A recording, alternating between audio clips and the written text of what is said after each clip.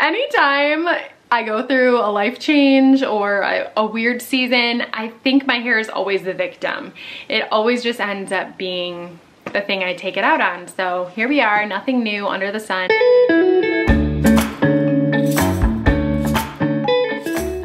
Hey everyone, I hope you guys are all doing good. Thank you for clicking on this video and for joining me today. It feels really good to be sitting down and just be chatting with you guys again. It feels like old times. I've got a coffee, I've got a sleeping toddler, praise the Lord. He's not feeling good right now. We have this random summer flu coming through. Is that fun or what?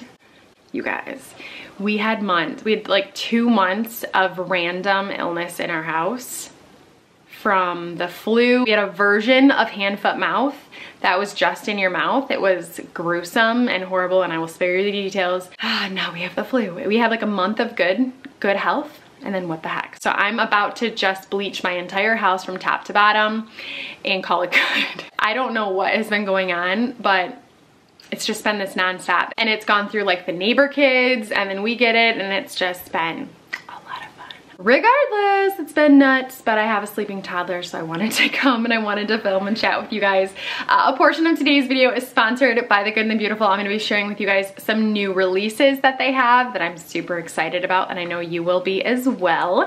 And the rest of the video is just gonna be chatting and catching up with you guys because I really wanted to do that. I'm not on Instagram, so I feel like that instant connection, chatting with you guys, that part of the social media thing is not active right now in my life because I'm not on there. And I think I probably will get back on there shortly, but it's been a nice little break. It's been a nice focused time away. But that being said, I wanted to just come on and connect with you guys because it's been a little while. I have cut off, gosh, I would say probably close to 10 inches of hair. Anytime I go through a life change or a weird season, I think my hair is always the victim.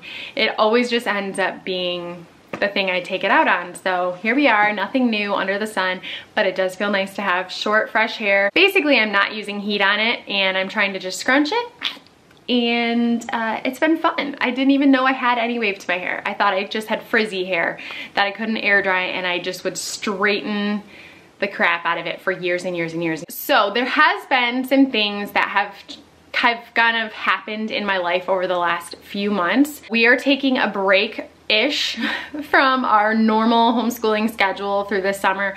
We are still doing some math and some English because I'd like to get ahead in those subjects, but everything else we're kind of putting on the back burner. I've always taken a little bit more of a break into September because in September it's still pretty warm in Michigan. And so I like to take advantage of the lakes that are empty, beaches, being outside in that warmer weather when everybody else's kids go back to school. We are usually still out enjoying the sun because we all know what is coming, you know, in November, December, January, February, sometimes March as well. We've taken a break from homeschooling, from like our normal routine, which has been nice. I have been really focused on my health and on, which isn't anything new obviously, but on exercising, on trying to get my steps in and moving my body. I have lost about 30 pounds since January, which feels crazy to me to say, but I have. Part of it has been because I have been exercising and I have been trying to be intentional about what I'm eating, but another part of it is because in March, I ended up having a pretty nasty panic attack. And I've had panic attacks before in the past, but this was a really big panic attack. It was kind of scary. I'd never experienced anything like it before. So much so that it actually impacted me for weeks after. I ended up going in and seeing a doctor. I wanted to make sure that my heart and everything looked normal because I just had never felt this way before. I had never had lasting panic, daily panic attacks, and so I knew that something was off in my body. And so I went in and saw a doctor, and of course I had told them that I had Hashimoto's hypothyroid, and so they wanted to check my thyroid levels. And when I got that done, then my doctor had said, you are still very hypothyroid. You need to strongly consider medication. And I have shared that I have taken thyroid supplements from Ancestral Supplements for the last couple years. I've changed my diet. I've done lots of things to help promote thyroid health, to help combat my autoimmune disease. But everything that I had done, I still was hypothyroid. And it's not healthy to just continue to live in a hypothyroid state. It affects more than just your thyroid. It can affect your heart, your cholesterol levels, so many things, your adrenals, your weight, so many things in your body. And it made sense to me that I was still hypo because of the fact that I was still hanging on to like 15 pounds of weight that just would not go away. And part of me thought, I'm getting older, maybe that's why. There was still signs that something wasn't right. But when you live with an autoimmune disease, for me at least, I can get flare-ups where I can really feel the effects of my autoimmune disease, and it's very hard to differentiate between if it's my autoimmune disease flaring, if it's some other type of autoimmune stuff happening, or if it's my thyroid, because they all can look very, very, very similar. And so getting those lab results done and seeing, okay, what I'm doing isn't enough and I need to get put on some medication, that was huge for me. So I ended up getting put on Armour Thyroid, which was my first choice to be on a medication for my thyroid. I wanted to be on a desiccated thyroid medication if I could. And I have been on it since March and I have felt so much better being on it. I'm very thankful for my doctor, for the fact that she listened to me. She was okay with putting me on a desiccated thyroid. And so I ended up going and seeing this doctor that I see now kind of out of, I needed to get in and see someone. I needed to get my heart and my blood panel and everything checked. And just see what was going on and why I was getting these panic attacks. And in doing that, I accidentally found a doctor that I really like.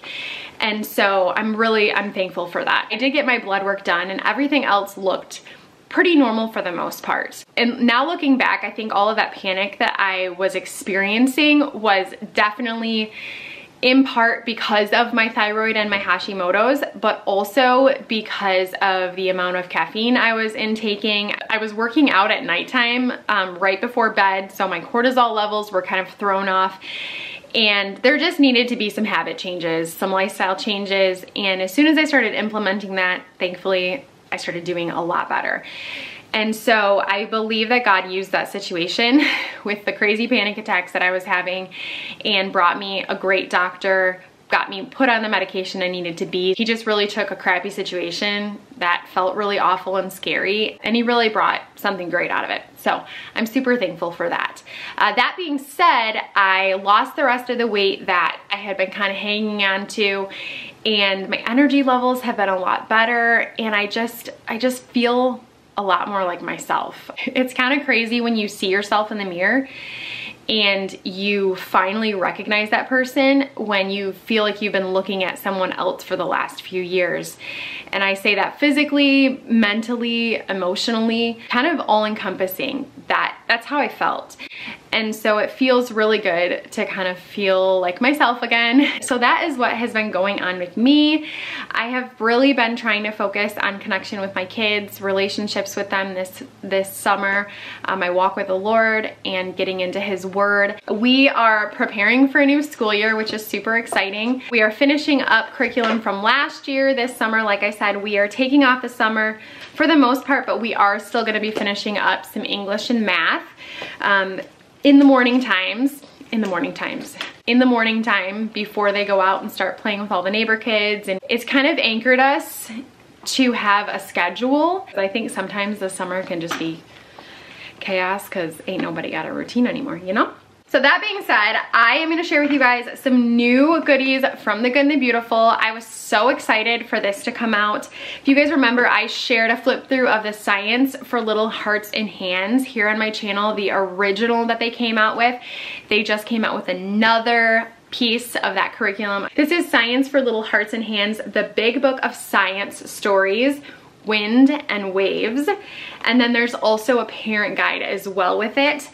The Science for Little Hearts and Hands is great, especially if you have multiple children of different ages, because what I've found is that this specific curriculum can be a really good foundation or starting point to jump off of. It can provide topics to be able to expand on with your older children. This would be a really great curriculum to use alongside of the weather water unit from The Good and the Beautiful. But honestly, if you have younger kids, this in itself would be a great curriculum to use. I really like this specific book because it has a ton of different stories, and inside of the stories you're learning a lot. And so you're learning while you're listening and reading and looking at beautiful illustrations. You're learning and you don't even know you're learning, you know, and isn't that the best kind of learning? That really truly is. So this parent guide goes along with it. This has topics of discussion inside of it, different lessons and activities that you can do. So these two together, super, super great. Like I said, the activities in here, some of which you can do with your older children, they can come alongside you and help you with the younger ones. I just really, really like how you can incorporate your whole family in it. The next curriculum that was just revised is their Maturation and Sexual Reproduction unit from The Good and the Beautiful. I am going to be using this unit with one of my children this fall. I'm very excited. I have had my eye on this unit and I've had plans to use this unit once we reach that season. And we are reaching that season now, you guys.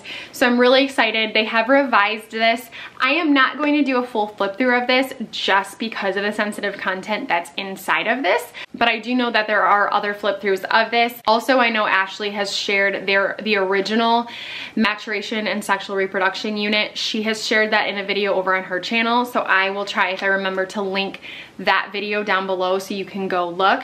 But they did revise this. The Good and the Beautiful is always revising and updating their curriculum to make it so that it is up to date. So chances are you will order a curriculum from them and you'll be able to see in the very beginning of it, it will say which edition it is of it, because they're just always revising it, which I'm very thankful for. The last thing that I got from them that they just brought out this summer is their kindergarten books.